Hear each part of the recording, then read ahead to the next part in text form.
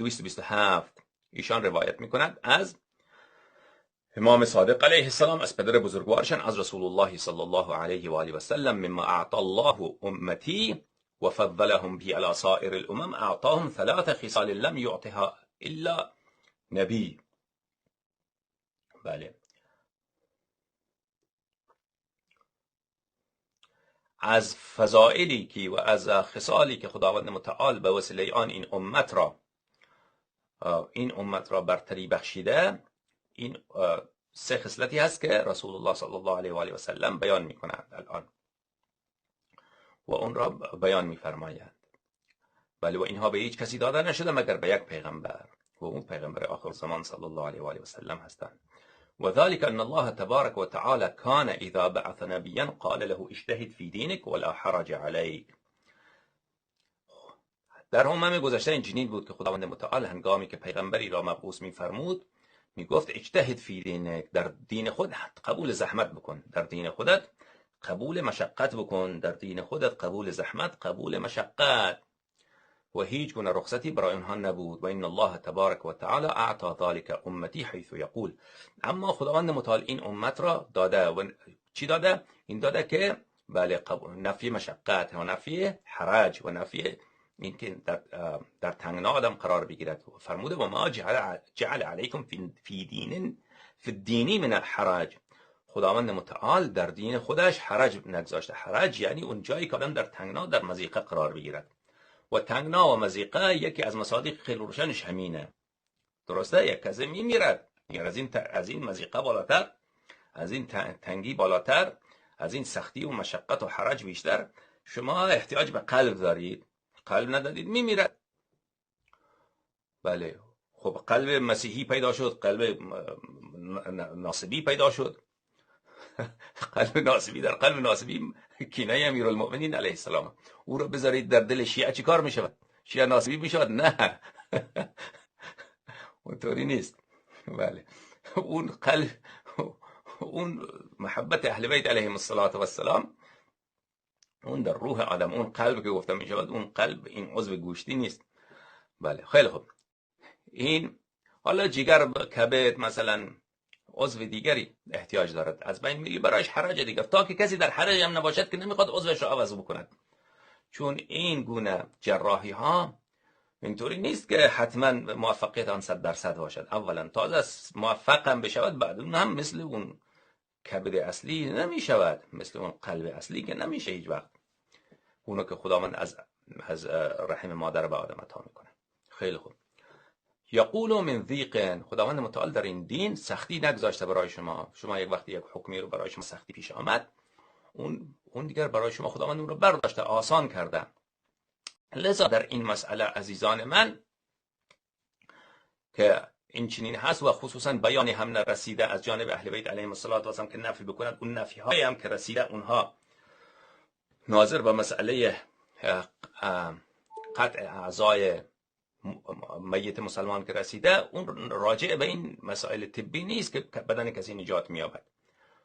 لذا چون در دین حرج نیست و یک کسی میمیرد اگر شما به او این عضو خاص به اون نرسد، لذا به خاطر این نفی حرج و عدم بیان حرمت از جانب ائمه علیهم السلام انسان میتواند بگوید که این جایزه که این کار را انجام بدهد، در صورتی که واقعا همچنین موردی باشد که مثلا کسی میمیرد و احتیاج به جگر دارد، احتیاج به قلب دارد، یا مثلا برایش مشقت خیلی سختی، یک انسان نمیمیرد اما زنده میماند، اما جگرش اگر عوض نشود برایش بسیار سخته، درد میکشد، رنج میکشد، درد شدید دارد. اگر جگرش عوض شود، کبدش عوض شود، نمیدونم یک عضو خاص از بدنش عوض بشود، اون برایش مثلا رفع مشقته. این بنده خدا که از دنیا رفته، بله، برای رفع حرج بتوان گفت که این، بله، خب خیلی بهتر اینه عزیزان، خیلی بهتر اینه که از غیر مسلمان به دست بیاورد که در اونجا هیچ شبهی وجود ندارد که از غیر مسلمان یا علی الاقل غیر شیعه در به اون بدهند. خیلی خوب.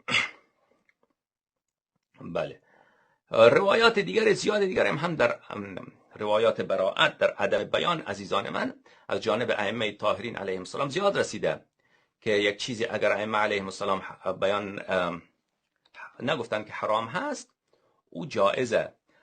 این کتاب شریف من لا یحضره الفقیه هست و این روایات خیلی به درد میخورد، خیلی جاها مشکلات را حل میکند. و اون روایات کدام روایات عزیزان من؟ روایات نفی،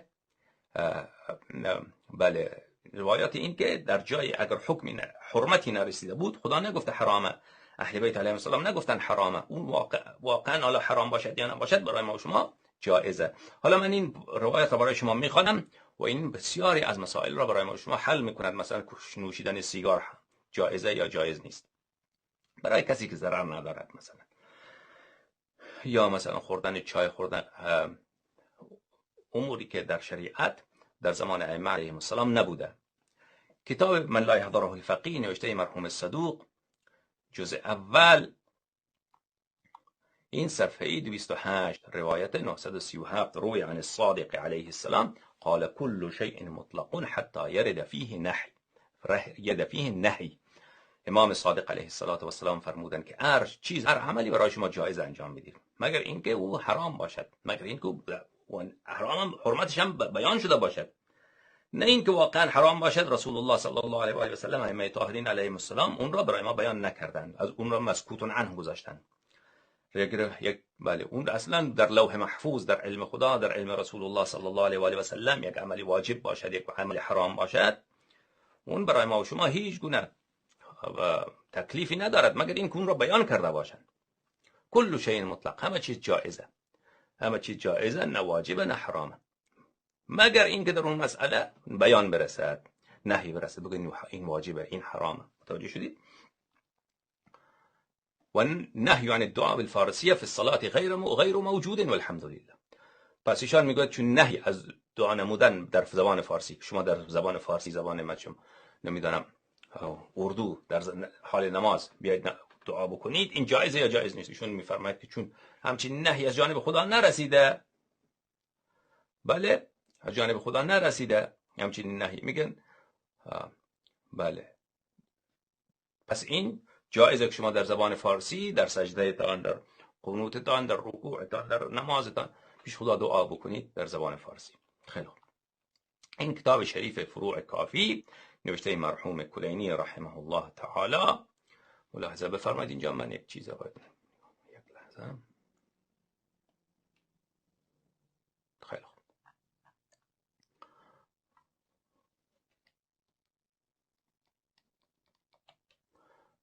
بله، این جلد پنجم،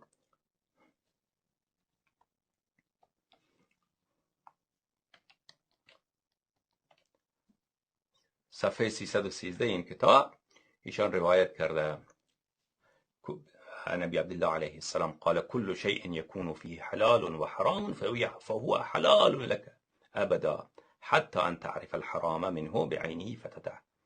اگر یک چیزی هست که در اون هم حلال وجود داره هم حرام، این درباره اشیاء مختلفه هست. مثلا اشیاء، شما بازار میرید، در بازار مثلا قصابی، درسته؟ بازار قصابا میرید، بازار قصابا حتما در بین این بازار قصابا یک جایی هم مثلا گوشت خر را آوردن به عنوان گوشت گاو میفروشن، اما شما نمیدونید کدام قصاب این کارا کرده.